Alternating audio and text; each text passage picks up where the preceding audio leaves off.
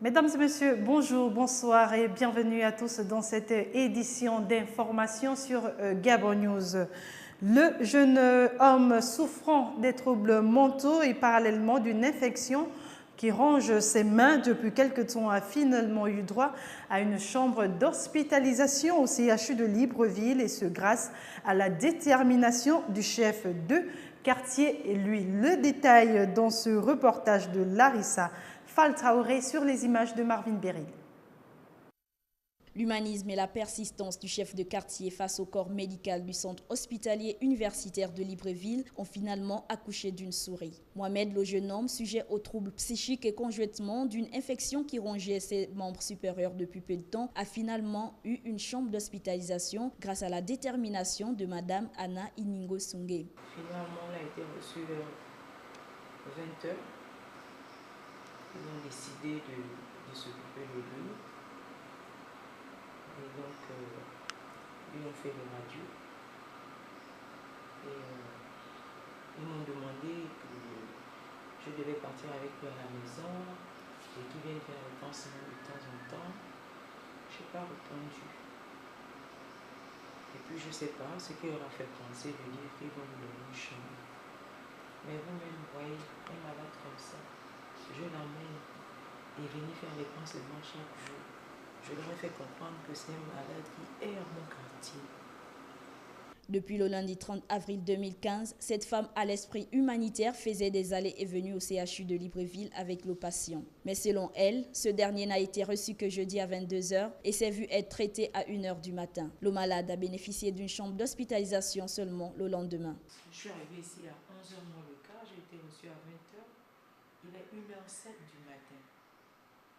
C'est à 1 h 07 du matin que j'ai eu une chambre pour le malade. Les chefs de quartier devraient certainement suivre l'exemple de Madame Anna Iningo Sungé. Toutefois, il est important de revoir le traitement des malades mentaux, qui sont avant tout des êtres humains, et remettre au goût du jour la question du respect des droits de l'homme dans le monde et particulièrement au Gabon.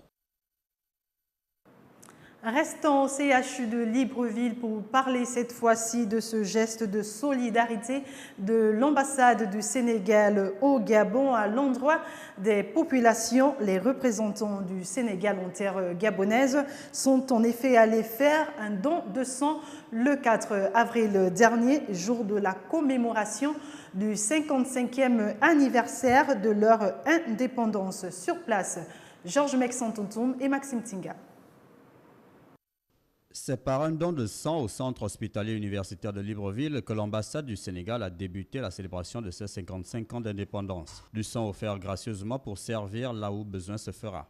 C'est un jour particulier, un jour exceptionnel qui marque donc notre 55e anniversaire d'accession à l'indépendance nationale. Il faut porter des gestes forts. Et à mon avis, le don de sang, c'est un geste extrêmement fort, destiné à nos frères d'ici, et pourquoi pas d'ailleurs, parce que de toutes les façons, la banque de sang, en collectant ces poches-là, les donne à qui en a besoin. Il n'y a pas de discrimination. Une célébration de plus sous le sceau de la diversité de la culture sénégalaise. Cette cérémonie s'inscrit dans une trajectoire culturelle connue.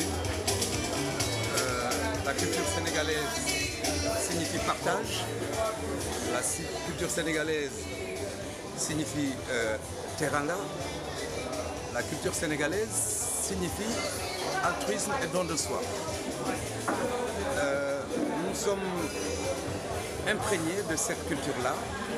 C'est pour cette raison que dans notre pays d'accueil, nous avons choisi de donner ce que nous avons de plus cher, notre sang. Après ce geste de solidarité envers la population gabonaise, l'ambassade est passée à la deuxième partie de la célébration de son indépendance, celle réservée à la fête. Et après ce don de sang, la communauté sénégalaise du Gabon s'est retrouvée autour de son Excellence Ndiaye Seck au siège de l'ambassade du Sénégal à Libreville pour éventuellement poursuivre les festivités de cette célébration. Retrouvons Georges Mexantontoum sur les images de Maxime Tinga. Les Sénégalais vivant au Gabon ont répondu présents à la célébration du 55e anniversaire de leur pays. Ils se sont retrouvés à leur représentation auprès de Saoudatou Ndiaye Seck, ambassadrice du Sénégal au Gabon. Aujourd'hui, je puis dire, c'est moi qui suis votre invité. Parce que c'est vous qui avez pris l'initiative. Quand je parle de vous, je parle de l'association Entraide du Sénégal qui nous a habitués chaque année à célébrer la fête nationale du Sénégal. Je suis d'autant plus contente et heureuse que cette année, l'association de banlieue du Sénégal s'est jointe à l'entraide pour commémorer ensemble et pour démontrer une fois de plus ce qui nous réunit est beaucoup plus important que ce qui nous divise. La fête a été marquée par la prestation d'artistes avec un accent particulier sur la musique traditionnelle.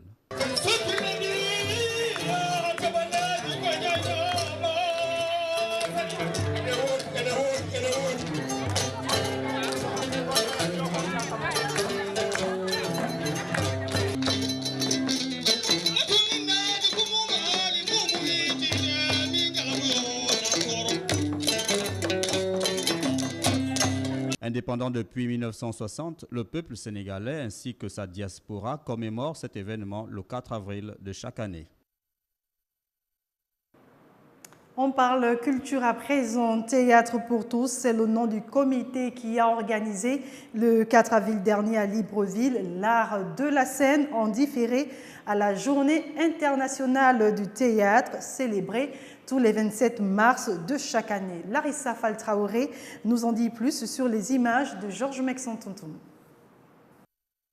À l'instar du reste du monde, le Gabon, par le biais du comité Théâtre pour tous, a célébré en différé la journée internationale du théâtre ce samedi 4 avril à Libreville, au rond-point d'Awenji. Initiative du président du comité d'organisation Omar Defunzo. Le théâtre pour tous, c'est un concept qui a été mis en place pour amener le théâtre vers la population. Parce que depuis un bon bout de temps, les gens ne s'intéressent plus au théâtre. Et puis, comme moi, je suis un enfant du théâtre, je suis sûr que tout ce temps que nous avons déjà fait du théâtre, nous ne pouvons pas laisser le théâtre mourir ainsi. Donc nous avons pris l'initiative de pouvoir créer ce concept Théâtre pour tous, afin de ramener le théâtre vers les populations, pour que les populations se réapproprient cette culture-là du théâtre, parce qu'aujourd'hui, les théâtres ne donnent plus suffisamment de monde. Les artistes de la scène ont tenu à travers des mises en scène à sensibiliser l'opinion publique à la prise en considération de la création artistique et à la vulgarisation du genre qui tend à disparaître. Des thèmes en rapport avec la femme ont été également évoqués dans une nouvelle écrite par une écrivaine gabonaise. À la maison de l'Odika. À la gente féminine. C'est un texte écrit par une jeune nouvelliste gabonaise, donc Myriam Nadia Eteno. Et cette pièce a été ce week-end devait être comme tous les autres. C'est tout simplement parler de la condition de la femme. Avec des représentations faites sur des places publiques, les membres du comité Théâtre pour tous ont voulu créer une proximité avec les populations qui de plus en plus se désintéressent de cet art. Le théâtre rassemble et la Journée mondiale du théâtre est la célébration de cette volonté. C'est une occasion pour les artistes de la scène de partager avec leur public une certaine vision de leur art et la façon dont celui-ci peut contribuer à la compréhension, à la paix et à l'harmonisation dans une nation. Après la culture, la politique, le secrétaire d'arrondissement Jocelyne Makita et son député du premier siège du 3e arrondissement de Libreville, Vincent de Polongonjou, se sont retrouvés le week-end dernier au quartier Petit Paris à Libreville. Objectif, renouer avec la base autour d'une journée récréative. Plus de précisions dans ce reportage de Justin Bitégué.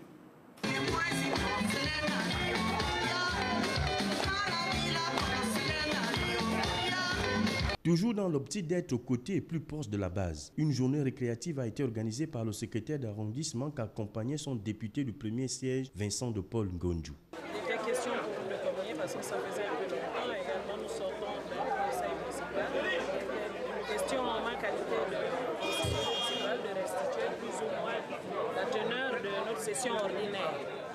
Le secrétaire d'arrondissement, Jocelyne Makita, dit être satisfaite du porte-à-porte qu'elle a initié depuis plus d'un mois dans les différents quartiers de son arrondissement. Depuis le mois de janvier, il faut dire que nous avons initié une nouvelle méthode de travail. C'est la communication de proximité qui consiste à aller sur le terrain et aller de maison en maison afin de renouer avec la base, parce qu'il faut dire que par rapport aux mots sociaux qui restent quand même récurrents dans notre périmètre, sinon dans l'ensemble de notre arrondissement, il y en a qui ont tendance à se décourager. Il est question pour nous de mobiliser les forces vives en présence de façon à ce qu'ensemble, on aille reconquérir le terrain, sinon l'électorat pour les batailles à venir. Plusieurs manifestations restent en cours, notamment la grande marche de solidarité envers le président de la République qui va être agencée par les militants du PDG du 3e arrondissement dans les prochains jours, et le 12 mars en différé qui par contre sera organisé le 18 avril prochain. Voilà, point final à cette édition. Merci pour votre attention. Restez en compagnie de l'actualité sur le site www.gabonnews.com. Bonsoir et à demain 20h.